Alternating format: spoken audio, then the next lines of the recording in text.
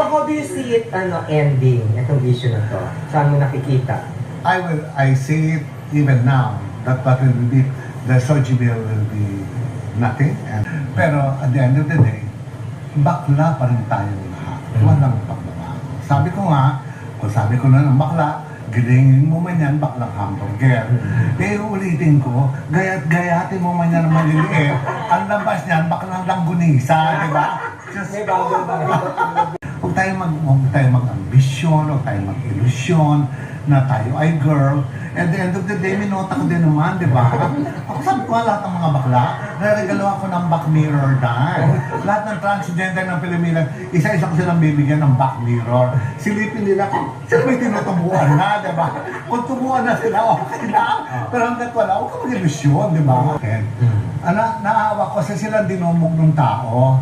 You get the point? Because we have to realize that majority are still men and women.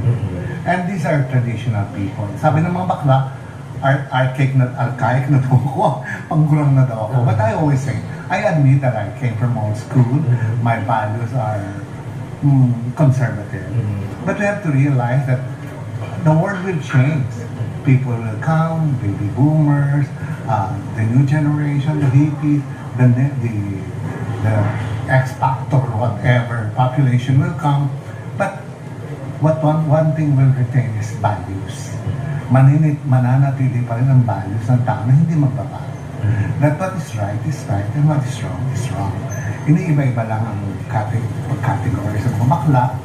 May mga transgender na ngayon, may mga trans na, may chorba, pero at the end of the day, bakla pa rin tayo lahat. Walang pagbabago.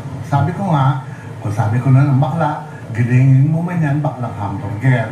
Eh, ulitin ko, gayatin mo man yan ng maliliit, ang labas niyan, baklang langgunisa, di ba? May bago ba?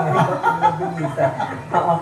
Did you expect na it will create quite a stir No, sa, I never expected. Marami nag-react. No, I never expected. It's just a visit of the PNPC to Manayileti, which I'm very, very happy. And they spoke with me for a time, and they asked me my views, and I said my views, but I never knew that it would come up that way. Isa sa mga celebrities. But good thing, because parang binuhusan ng isang balding malamig na tubig na punong-puno na yelo, mga bakla na nahimik lahat, di ba? Naniniwala ako na tama si Presidente, tama si Tito Soto, si Tito Sena.